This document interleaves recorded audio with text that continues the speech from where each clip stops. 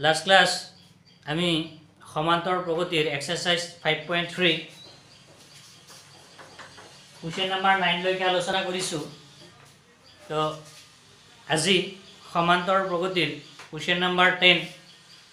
সমাধান কৰিব গৈ আছোঁ। কুৱেশ্যন নম্বৰ 10 কুৱেশ্যনটো মই প্ৰথমত পঢ়ি দিছোঁ।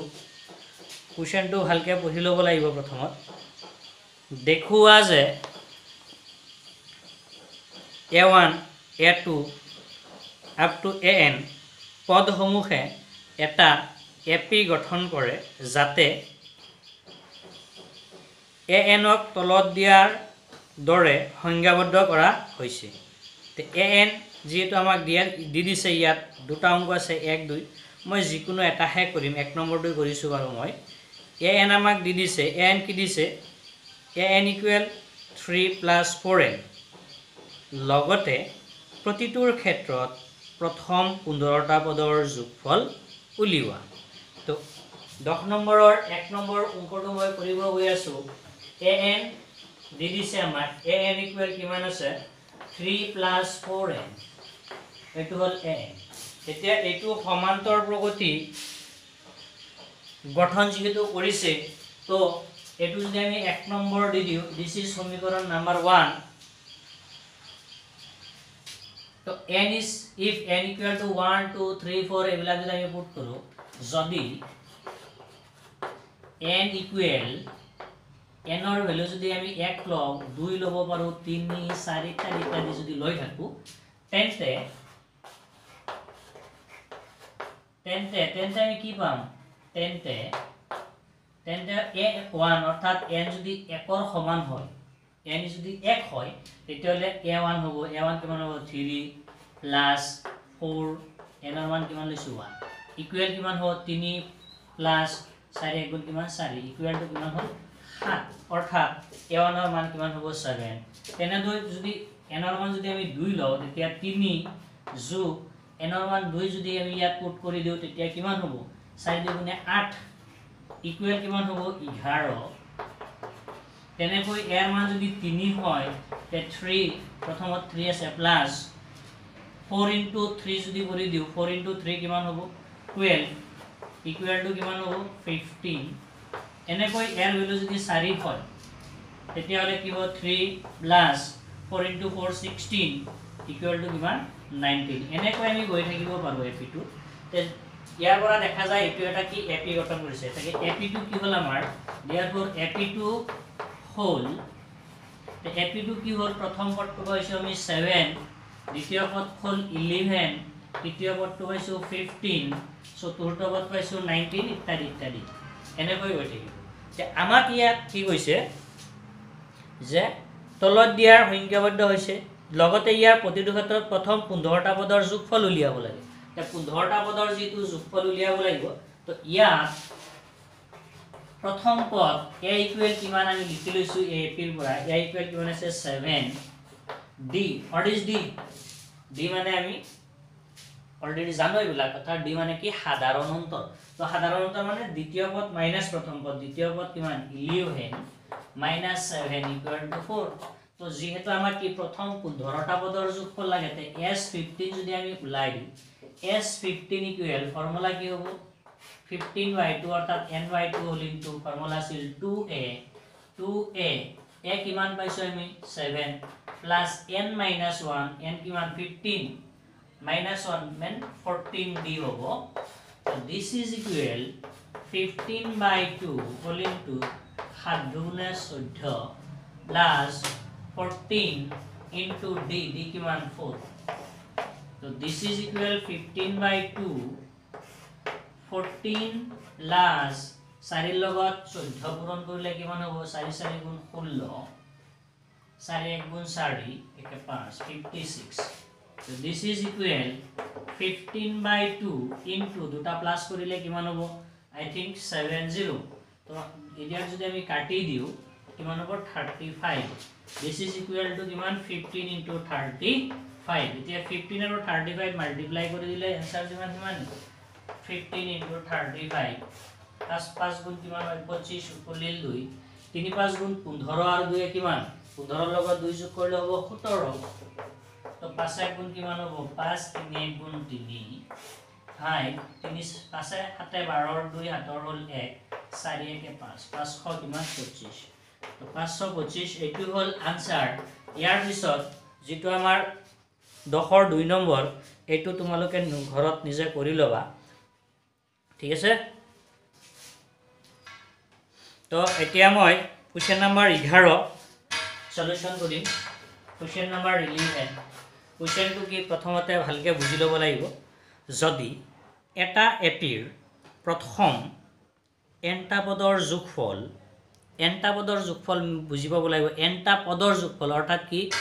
এনটা পদ মানে কি এসএন হ'ব তো ইয়াত প্ৰথমতে সলিউশন আমি লিখিছো এসএন যেটো এনটা পদৰ যোগফল তো এসএন ইকুৱেল এসএন কিমান দিছে 4n - n square 4n - n square এটো ইকুৱেশ্যন নম্বৰ 1 দিটো দিছো কৈছে এনটা পদৰ যোগফল কিমান তেন্তে ইয়াৰ প্ৰথম পদ s1 কি দেখ আমাক প্ৰথমত কি কৈছে s1 তো s1 ওলাবৰ কাৰণে আমি কি কৰিব লাগিব ইয়াত s1 n যদি 1 ৰ সমান হয় দেন s1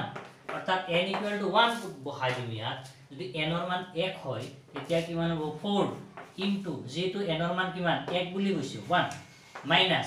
n কিমান 1 স্কয়াৰ তো ইমপ্লাইজ s1 ইকুৱেল কিমান হ'ব 4 মাইনাস 1 গুণ 1 তো s1 ইকুৱেল কিমান পালো আমি 4 ৰ পৰা যদি 3 সরি 3 নহয় দেই 1 দিস ইজ 1 তো 4 মাইনাস 1 ইকুৱেল কিমান হ'ব 3 তো s1 ৰ মান কিমান হ'ল 3 হ'ল তাৰ পিছত কোশ্চেনটোত কৈছে প্ৰথম পদ দুটাৰ যোগফল কিমান তে প্ৰথম পদ দুটাৰ যোগফল মানে কি s2 প্ৰথম পদ দুটাৰ যোগফল আমাক ওলাব দিছে অৰ্থাৎ s2 ইকুৱেল টু আমি কি পদ ওলাব লাগিব s2 ইকুৱেল টু what প্ৰথম পদ দুটাৰ যোগফল কিমান তো s2 যদি বুলি আমি লিখো তে s2 মানে কি s2 ফৰ্মুলা যদি আমি ইয়াত বহাই দিও অৰ্থাৎ n যদি 2 হয় তে s2 কিমান হ'ব 4 ইনটু n ৰ মান কিমান হৈছে ইয়াত 2 হৈছে এটো ঠাইত যেটো 2 গতে ইয়াত 2 মাইনাস 2 স্কয়াৰ তো ইমপ্লাইজ s2 ইকুৱেল 4 গুণ কিমান 8 মাইনাস 2 গুণ কিমান হয় 4 তো implies s2 equal 4 minus 8 minus 4 equal to 4 অৰ্থাৎ প্ৰথম দুটা পদৰ যোগফল কিমান হ'ল প্ৰথম দুটা পদৰ যোগফল কিমান হৈছে এতিয়া আমাৰ 4 হৈছে তাৰ পিছত ইয়াত কি কৈছে চোৱা একেদৰে তৃতীয় দশম আৰু এনতম পদ কেইটা নিৰ্ণয় কৰা তে তৃতীয় পদটো আমি যদি ওলাব যাও একেদৰে কি কৈছে তৃতীয় যোগফল ওলাব দিয়া নাই দেই এটোত কি কৈছে বুজি পাব লাগিব পদ দুটাৰ যোগফল তে প্ৰথম পদ দুটাৰ যোগফল কিমান 4 তাৰ পিছত অংকটোত কৈছে দ্বিতীয় পদটো কি তে দ্বিতীয় পদটো আমাৰ ওলাব লাগিব দ্বিতীয় পদটো কি হ'ব দিয়া অৰ্থাৎ প্ৰথম পদ দুটা যোগ কৰিলে কিমান হয় 4 হয় তেতিয়ালে দ্বিতীয় পদটো আমাৰ কি হ'ব হেতুহে ওলাব লাগিব অৰ্থাৎ প্ৰথম পদটো আমাৰ কি আছিল প্ৰথম পদটো আছিল আমাৰ কিমান 3 তো 3 অৰ্থাৎ এই s2 মানে কিমান 4 যেহেতু s2 কিমান পাইছো আমি 4 তে 4 ওকে তো s2 মানে প্ৰথম পদ দুটাৰ যোগফল কিমান হ'ল 4 হ'ল তে প্ৰথম পদটো আমাৰ কিমান হেতুহে আমি জানিব লাগে প্ৰথমত যে প্ৰথম পদটো কিমান হ'ব যেটো s1 মানে কি প্ৰথম পদ তো s1 means প্ৰথম পদ অৰ্থাৎ a1 কিমান আছে আমাৰ তেতিয়া হলে প্ৰথম পদটো আছে কিমান 3 s2 মানে কি প্ৰথম পদ দুটাৰ যোগফল অৰ্থাৎ s2 যদি প্ৰথম পদ দুটাৰ যোগফল তেতিয়া হলে a1 plus a2 প্ৰথম পদ প্লাস দ্বিতীয় পদ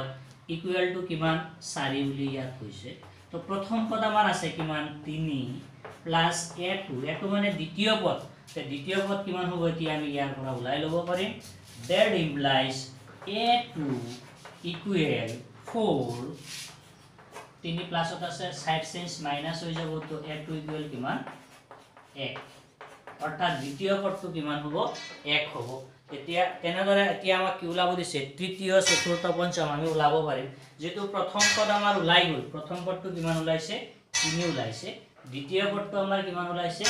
1 ওলাইছে তেতিয়া হলে সাধাৰণ অন্তৰ d কিমান হ'ব এতিয়া সাধাৰণ অন্তৰ আমি ওলাব লাগিব সাধারণ অন্তর d d কেনে কইলে দ্বিতীয় পদ মাইনাস প্রথম পদ দ্বিতীয় পদ কিমান 1 মাইনাস প্রথম পদ কিমান 3 কিমান থাকিল d এর মান হ'ব কিমান -2 যেহেতু d এর মান আমি পাই গলো d এর মান কিমান পালো -2 d মানে কি সাধারণ অন্তর প্রথম পদ a কিমান পাইছো 3 a পাইছো কিমান 3 প্রথম পদটো 3 পাইছো এতিয়া আমাক যি ওলাব দিছে ওলাই দিলে হল এতিয়া কি কৈছে একেবাৰে তৃতীয় পদটো অৰ্থাৎ a3 কিমান হ'ব a3 ফৰ্মুলা আমি জানো কি a + 2d তো a টু ভ্যালু কিমান 3 + 2d কিমান -2 তো 3 প্লাস মাইনাস কি হ'ব -2 দুগুণে 4 ইকুয়াল কিমান হ'ব -1 তেনেকৈ কৈছে দশম মানে কি 10 নম্বৰ পদটো কিমান হ'ব a10 ফৰ্মুলা হ'ব কিমান a + 9d তো এর ভ্যালু যদি পুট করো 3 প্লাস 9 ইনটু d কিমান -2 this is equal 3 plus minus কি হবে মাইনাস 9 দুগুণ কিমান 18 ইকুয়াল কিমান 3 - 18 ইকুয়াল টু -15 তেনেকৈ লাষ্টত আকৌ আমাক ওলাব দিছে আৰু nতম পদ কেইটা নিৰ্ণয় কৰা nতম পদ অৰ্থাৎ s নহয় an ফৰ্মুলা কি হ'ব n/2 an ন সৰি n ফৰ্মুলা কি a + n - 1 into d তো খালি ইয়াত খালি আমি ভ্যালু খিনি পুট কৰি দিম n ইকুয়াল কিমান এর ভ্যালু কিমান 3 প্লাস n এর ভ্যালু আমি না জানো -1 into d d এর ভ্যালু কিমান মাইনাস এটো হৈ গল আমাৰ কি an তো an যদি হয় ইয়াতে মই লিখি দিছো ইমপ্লাইজ তো an ইকুয়াল কিমান হ'ব দিয়া an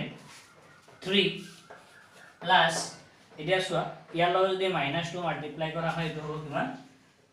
-2 into n - 2n okay -2n minus minus কি হৈ যাব প্লাস 2 এক গুণ কিমান হৈ যাব 2 হৈ যাব তো ইমপ্লাইজ an এর ভ্যালু আমি কিমান পাম n 3 2 কিমান 5 মাইনাস প্লাস মাইনাস -2 তো n তম পদটো কি হৈ যাব 5 - 2n হেতুই হল आंसर तो एतिया question number 12 solution question number 12 কি দিছে 6 ৰে বিভাজ্য প্ৰথম 40টা ধনাত্মক অখণ্ড সংখ্যাৰ যোগফল নিৰ্ণয় কৰা 6 ৰে বিভাজ্য অৰ্থাৎ 6 ৰে বিভাজ্য মানে কি সম্পূৰ্ণৰূপে হৰণ যাব লাগিব বিভাজ্য প্ৰথম 40টা ধনাত্মক অখণ্ড সংখ্যাৰ যোগফল যে 6 ৰে যদি বিভাজ্য হয় তেতিয়াহলে প্ৰথমতে আমি ap2 লিখিলো যে 6 ৰে বিভাজ্য 6 ৰে বিভাজ্য প্ৰথম 40টা ধনাত্মক অখণ্ড সংখ্যাৰ ap2 হল ap2 আমি যদি লিখো যেহেতু 6 ৰে সম্পূৰ্ণৰূপে বিভাজ্য হ'ব লাগিব তে প্ৰথমটো কিমান হ'ব 6 সেকেন্ডটো হ'ব 12 থাৰ্ড কিমান হ'ব 18 আপ টু কিমান 40টা পদলৈ ওকে তো ইয়া অঙ্কটো একদম ইজি বুজি পালে হল ইয়া প্রথম পদ a কিমান আছে 6 d মানে কি আছিল সাধারণ অন্তর কেনে গলাই দ্বিতীয় পদ মাইনাস প্রথম পদ 12 - 6 ইকুয়াল টু 6 n 40টা পদলৈ যেটো যোগফল উলিয়াব লাগে n ইকুয়াল কিমান আছে 40 তো আমাক উলাব লাগিব কি 40টা পদলৈ যোগফল অর্থাৎ s40 ইকুয়াল ফর্মুলা কি হ'ব n/2 অর্থাৎ n কিমান আমাৰ আছে 40/2 whole into 2a plus n - 1 n কিমান 40 - 1 ইনটু d তো এতিয়া যদি আমি খালি ভ্যালুখিনি বহাই দিও ইয়া কাটিলে কেইবাৰ যাব 20 বাৰ তো 2 ইনটু a আমি কিমান পাইছো 6 প্লাস এটো কিমান হ'ব 39 ইনটু d ভ্যালু কিমান পাইছো আমি 6 তো implies ইয়াৰ পৰা মই ইয়াতে কৰি দিছো implies s40 is equal কিমান আছে 20 ইনটু ইয়াৰ লগত মাল্টিপ্লাই কৰিলে কিমান পাম আমি 12 প্লাস 39 ইনটু 6 6 9 গুণ কিমান হয় 54 5 বাকি থাকিল 3 6 গুণ 18 18 লগত 5 যোগ কৰিলে কিমান হ'ব 23 তো this is equal 20 into দুটা প্লাস কৰি দিলে কিমান হ'ব 2 ৰ লগত 4 যোগ কৰিলে 6 3 ৰ লগত 1 যোগ কৰিলে 4 আৰু থাকিল 2 এতিয়া ইয়াক যদি আমি পূৰণ কৰি দিও তে 2 ৰ লগত যদি আমি 6 পূৰণ কৰো 6 দুগুণ কিমান 12 উকলিল কিমান 1 4 দুগুণ 8 একে কিমান 9 2 দুগুণ কিমান 4 এটা শূন্য আছিল আমি বহাই দিছো তো आंसर কিমান পাইছো যে প্ৰথম 6 ৰ বিভাজ্য प्रथम 40 টা ধনাত্মক অখণ্ড সংখ্যাৰ যোগফল কিমান হ'ব 4920 ওকে তো क्वेश्चन नंबर 13 प्रथम 15 টা আটৰ গুণিতকৰ যোগফল নিৰ্ণয় কৰা যে প্ৰথম 15 টা আটৰ গুণিতকৰ যোগফল তেতিয়ালে অংকটো কেনেকৈ কৰিব লাগিব যে সলিউশন যেটো আটৰ গুণিতক হ'ব লাগে তো আটৰ গুণিতক যদি হয় কেনেকৈ লিখিম যে আটৰ গুণিতকৰ AP2 হোল AP2 কি প্ৰথম হ'ব 8 তাৰ পিছত আহিব 16 তাৰ পিছত কিমান 24 আপ টু কিমান গৈছে 15 টা পদলৈ 15 টা পদলৈ যোগফল উলিয়াব লাগে ন তো ইয়াত এ মানে কি আছিল আমি জানো এ কি এ মানে প্ৰথম পদ 8 সাধাৰণ অন্তৰ d এ বুঝায় d কিমান 16 ৰ পৰা যদি 5 বিয়োগ কৰি দিও 16 - 8 = 8 আৰু n ৰ ভ্যালু কিমান পাইছো আমি 15 তো আমাক ওলাব লাগে কি s15 প্ৰথম 15 টা পদৰ যোগফল তো s15 ফৰ্মুলা হ'ব 15/2 whole into 2 into a plus n কিমান 15 - 1 ইনটু d तो यार যদি আমি ভ্যালু খিনি পুট কৰো 15/2 2 ইনটু ইয়াৰ ভ্যালু কিমান 8 প্লাস ইয়াৰ পৰা 14 থাকিব ইনটু d কিমান 8 so this is equal 15/2 8 দুগুণ কিমান 16 প্লাস 14 ৰ লগত 8 পূৰণ কৰি দিয়া 4 গুণ কিমান 32 8 গুণ 8 3 কিমান 11 8 3 11 तो इक्वल 15/2 আৰু এই দুটা কি হ'ব প্লাস হ'ব প্লাস কৰি দিলে কিমান হ'ব 1 ৰ লগত সৰি 1 নহয় 6 ৰ লগত 2 যোগ কৰিলে কিমান হ'ব 8 1 ৰ লগত 1 যোগ কৰিলে হ'ব 2 128 ইয়াক যদি আমি কাটি দিও 64 হ'ব ইয়াত 2 ৰে কাটিছো তো s15 অৰ্থাৎ প্ৰথম 15 টা পদৰ যোগফল কিমান 15 into 64 15 into 64 এই দুটা পূৰণ কৰি দিলে যিমান হ'ব आंसर হিমানে যে 16 15 মাল্টিপ্লাই কৰি দিছো আমি 4 5 গুণ 20 উকলিল 2 5 6 গুণ 30 2 32 4 1 গুণ কিমান হয় 4 6 গুণে 6 যোগ কৰি দিয়া 0 6 9 এতিয়া হলে যোগফল কিমান হ'ল 930 এটোই आंसर ওকে এতিয়া So question number 14 0 আৰু 50 ৰ মাজৰ অযুগ্ম সংখ্যাবিলাকৰ যোগফল নিৰ্ণয় কৰা অযুগ্ম মানে কি আমি জানো অযুগ্ম মানে হৈছে যে যিবোৰ সংখ্যা 2 ৰে বিভাজ্য নহয় অৰ্থাৎ বেজোৰ সংখ্যা যিবিলাক আছে সেইবিলাকে কি অযুগ্ম ইয়াত আমাক নিৰ্দিষ্ট কৰি দিছে কি 0 আৰু কিমান 50 ৰ মাজৰ অযুগ্ম সংখ্যাবিলাকৰ যোগফল তে 0 আৰু 50 ৰ মাজত মুঠ অযুগ্ম সংখ্যা কেইটা আছে প্ৰথমতে আমি হেতু লাভ লাগিব তো অংকটো সমাধান কৰিব যাতে কেনেকৈ কৰিব লাগিব 14 সলিউশন যে 0 আৰু 50 ৰ মাজত থকা অযুগ্ম সংখ্যাৰ AP2 হ'ল 0 আৰু 50 ৰ মাজত যেহেতু কৈছে গতিকে 0 নহব 52 নহব ইহতৰ মাজত কি আছে 0 ৰ পিছত কি থাকে 1 তাৰ পিছত কি আহিব 2 আহিব না হয় কিয় দুটো যুগ্ম সংখ্যা 3 আহিব তাৰ পিছত কি 5 আহিব আপ টু কিমান লৈকে হ'ব 49 যেহেতু কি কৈছে 50ৰ মাজত তো ইয়াত প্ৰথম পদ a কিমান আছে 1 সাধাৰণ অন্তৰ d কিমান আছে 3 ৰ পৰা 1 মাইনাস কৰিব লাগিব 3 - 1 ইকুৱেল কিমান 2 এতিয়া আমি পদৰ সংখ্যা ওলাম অৰ্থাৎ লাষ্ট অন্তিম পদটো আমাৰ কি আছে an কিমান আছে an আছে কিমান 49 তো an ৰ ফৰ্মুলা আমি জানো কি a plus n minus 1 into d equal কিমান আছে 49 তো implies a ৰ ভ্যালু কিমান 1 plus n ৰ ভ্যালু আমি না জানো d ৰ ভ্যালু কিমান 2 equal কিমান আছে 49 তো implies n minus 1 into 2 equal 49 1 2 plus of আছে side side 0 minus so implies n minus 1 into 2 equal 49 or পৰা যদি আমি 1 minus কৰো কি হ'ব 48 হ'ব তো implies n minus 1 equal 48 2 two কত যাব তলত গুচি যাব তো implies n minus 1 equal এটো দি কাটি দিলে কেইবা যাব 2 এর কাটিলে 2 বার 4 24 implies n equal কিমান হল 24 সাইড চেঞ্জ 1 টু 8 আহিলে প্লাস তো n এর মান কিমান হৈ যাব 25 অর্থাৎ 0 আৰু 50 ৰ মাজত অযুগ্ম সংখ্যা আছে কেইটা 25 টা আৰু ইহতৰ কি ওলাব লাগিব যোগফল তো আমি ওলাব লাগিব s25 ফৰ্মুলা হ'ব কি n/2 all into a plus an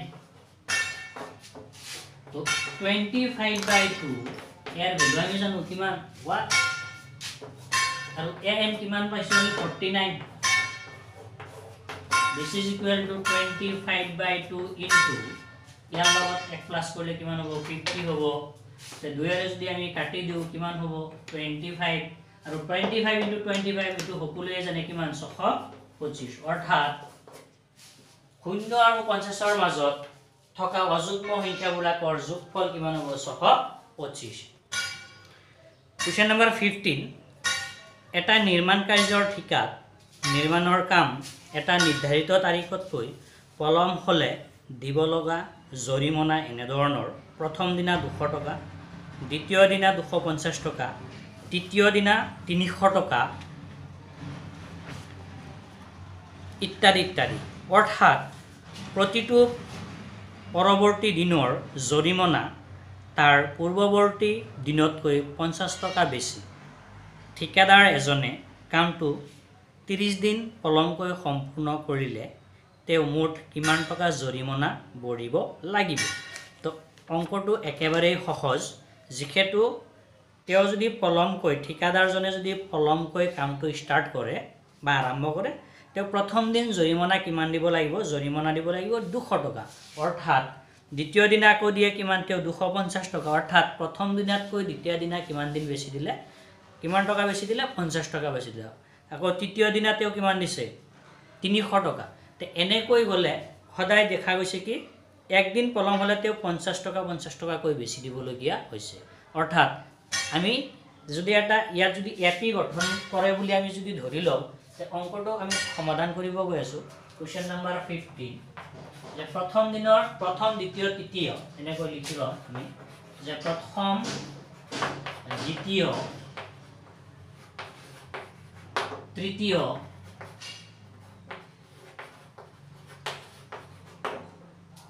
তৃতীয় দিনাৰ ইত্যাদি ইত্যাদি জৰিমনাৰ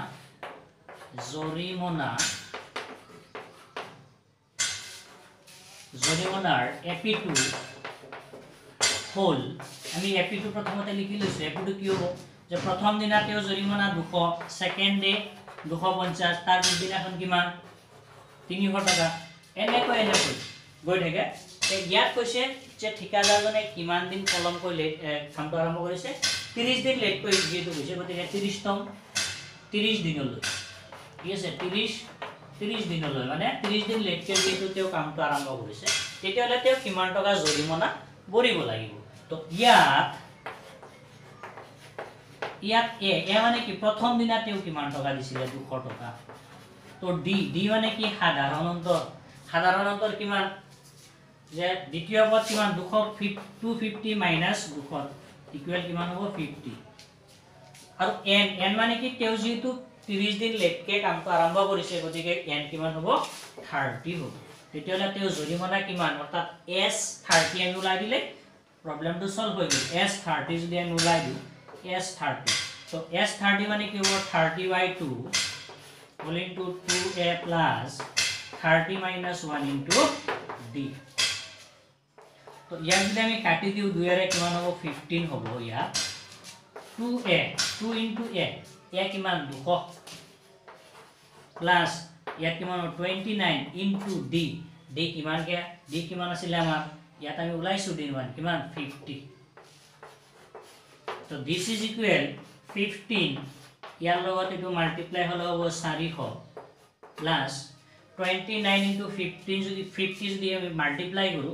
9 লগত 5 পূৰণ 5 9 45 উকলিল 4 2 লগত 5 পূৰণ কৰিলে হ'ব 10 আৰু 4 এ কিমান 14 আৰু ইয়াত কি আছে 0 এটা আছে this is equal আমি কন্টিনিউ কৰিছো s30 is equal to 4 লগত যদি আমি এটো প্লাস কৰি দিও তেতিয়া কিমান হ'ব 1850 so 15 into 1850 implies s30 equal 15 ৰ লগত এটো মাল্টিপ্লাই কৰিলে आंसर যিমান আহিব হেমানে তো মই ইয়াত মাল্টিপ্লাই কৰি চাইছো 185 50 5 5 গুণে কিমান হয় 25 और 5 উকলিল কিমান 2 5 8 গুণ কিমান 40 আৰু 2 কিমান 42 4 বাকি থাকিল 5 1 গুণ 5 4 9 ইয়াত 1 ৰ লগত 5 পূৰণ কৰিলে 5 1 ৰ লগত 8 পূৰণ কৰিলে 8 1 1 গুণ কিমান 1 তো কিমান হল 5 7 ইয়াত দুটা প্লাস কৰিলে কিমান 8 9 17 ৰ 7 7 ৰ কিমান 1 1 1 2 লগত কিমান হল 2775 তো 2775 এটু হল আৰু ইয়াত এটা শূন্য আছিল বহাই দিছো তো যদি মানুহজনে 30 দিন পলমকৈ ঠিকাদাৰজনে কামটো আৰম্ভ কৰে তেও জৰিমনা কিমান টকা ভৰিব লাগিব 27750 টকা তো ইয়াত আমি লাষ্টত লিখি দিলে হল যে 30 দিন পলমকৈ কামটো আৰম্ভ কৰিলে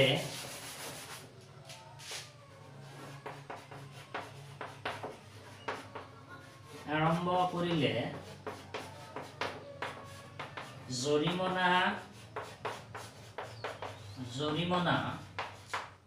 ভৰিব লাগিব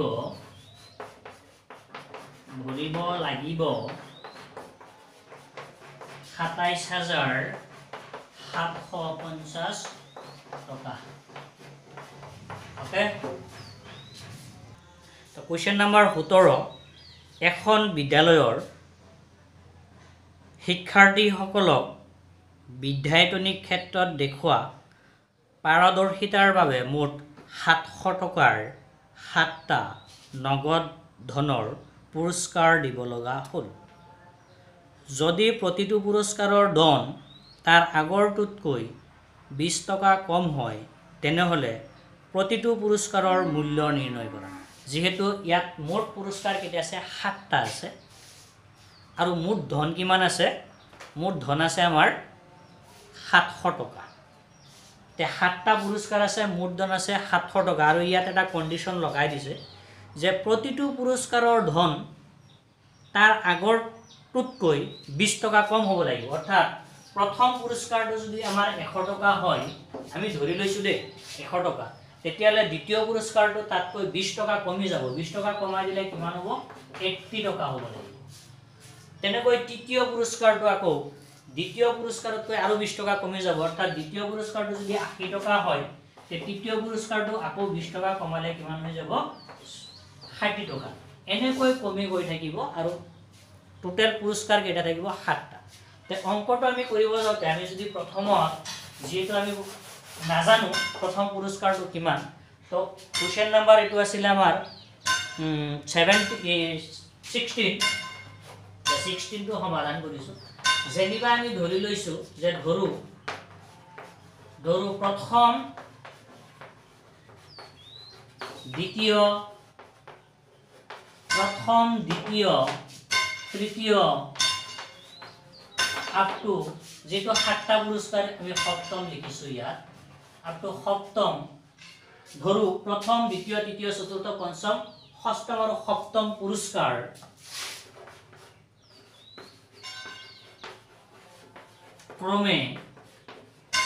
ক্রমে প্রথমটো আমি যেনিবান কৈছো কি x যদি প্রথম পুরস্কারটো x হয় তে দ্বিতীয় পুরস্কার কি হ'ব ইয়াতকৈ 20 টকা কম হ'ব লাগিব অর্থাৎ x যিমানেই হোক তাৰ পৰা 20 টকা কি কৰিব লাগিব মাইনাস কৰিব লাগিব তো দ্বিতীয় পুৰস্কাৰটো আমাৰ কিমান হ'ব x - 20 আকৌ তৃতীয় পুৰস্কাৰটো কি হ'ব লাগিব ইয়াতকৈ আৰু 20 টকা কম হ'ব লাগিব তে তৃতীয় পুৰস্কাৰটো আমাৰ হ'ব কিমান x - 40 তৃতীয়ৰ পিছত চতুৰ্থ আহিব কিমান x - 60 এনেকৈ গৈ থাকিব তাৰ পিছত হ'ব কিমান x - 80 তাৰ পিছত হ'ব x - কিমান 100 1 2 3 4 5 6টা হ'ল আৰু 7 নম্বৰ পুৰস্কাৰটো হ'ব কিমান x - 120 এই হ'ল 7টা পুৰস্কাৰ তো এইটো এটা এপি সমান্তৰ প্ৰগতি গঠন কৰিছে তো অনুক্ৰমটো যদি আমি লিখো অনুক্ৰমটো হ'ব x এইটো অনুক্ৰম গঠন কৰিছে তো ইয়াত এৰ ভ্যালু কিমান হ'ব x হ'ব ইয়াত এ কিমান এ অৰ্থাৎ প্ৰথম পদটো কিমান আছে x সাধাৰণ অন্তৰ d যেহেতু আমাক কৈ দিছে প্ৰথম পুৰস্কাৰটোতকৈ দ্বিতীয় পুৰস্কাৰটো কি হ'ব লাগিব 20 টকা কম হ'ব লাগিব তো ইয়াৰ পৰা আমি ধুনিয়াকৈ উলাই ল'ব পাৰিম যদি আমি এনেকৈ উলাই লও x - 20 - x যদি হয় তো x কি হ'ব ক্যান্সেল হ'ব ইকুয়াল কিমান হ'ব -20 অৰ্থাৎ দ্বিতীয় পদটো আমাৰ কিমান হ'ব -20 হ'ব তেনেকৈ যেহেতু আমাৰ কেইটা আছে সাতটা পুৰস্কাৰ আছে তো n ৰ ভ্যালু কিমান ইয়াত 7 বুলি আমি লৈ লম আৰু sn ইয়াত কৈ দিছে sn মানে কি s7 যেটো সাতটা পুরস্কার আছে আৰু সাতটা পুৰস্কাৰ যোগ কৰিলে কিমান হয় আমাৰ ইয়াত কৈ দিছে সাতটা পুৰস্কাৰ একেলগে যোগ কৰিলে কিমান টকা হ'ব 700 টকা তো s7 ৰ ফৰ্মুলাৰ পৰা আমি কি পাম 7/2 হোল ইনটু ফৰ্মুলা যদি আমি বহাই দিও 2a plus 7 minus 1 into কি হ'ব d তো ফর্মুলা ইকুয়াল আমাৰ কিমান আছে 700 তো ফৰ্মুলা আমি পুট কৰি যাম 7/2 2 into a কিমান আমাৰ আমি a x লৈছো তো এটো হ'ব 2x প্লাস ইয়াত কি হ'ব 6 into d কিমান পাইছো আমি -20 ইকুয়াল কিমান আছে আমাৰ ইকুয়াল আছে কিমান 700 so implies 7/2 এটো হল 2x এটো হ'ব কিমান মাইনাস এটোৰ লগত এটো মাল্টিপ্লাই কৰে 6 × 12 120 এইখিনি হৈ গল তো ইয়াৰ পিছতে মই ইয়াতে গুছি আহিছো তো that implies ইয়াৰ পৰা আমি ইয়াত কন্টিনিউ কৰিছো that implies এটা কি হ'ব আমাৰ ইকুয়াল কিমান আছিল আমাৰ 700 আছিল ওকে so that implies আমি যদি এইখিনি বস্তু এইটো সাইডত লৈ যাও তেতিয়া ইয়াত থাকিব আমাৰ 2x minus কিমান আছে 120 ইকুয়াল ইয়াত কিমান আছে 700 ওকে দুটো যেটো তলত আছে গতিকে ইয়াত গলে ওপৰত গুছি যাব 7 টো আছে ওপৰত তলত গুছি আহিব তো ইমপ্লাইজ যদি কৰো আমি ইয়াত হ'ব 2x minus 120 ইকুয়াল হাতেৰে যদি কাটি দিও এবাৰ যাব 100 তো ইয়াত থাকিব কিমান 200 implies 2x equal 200 plus 120 এতিয়া 200 ইয়াত কৰ পৰা পালো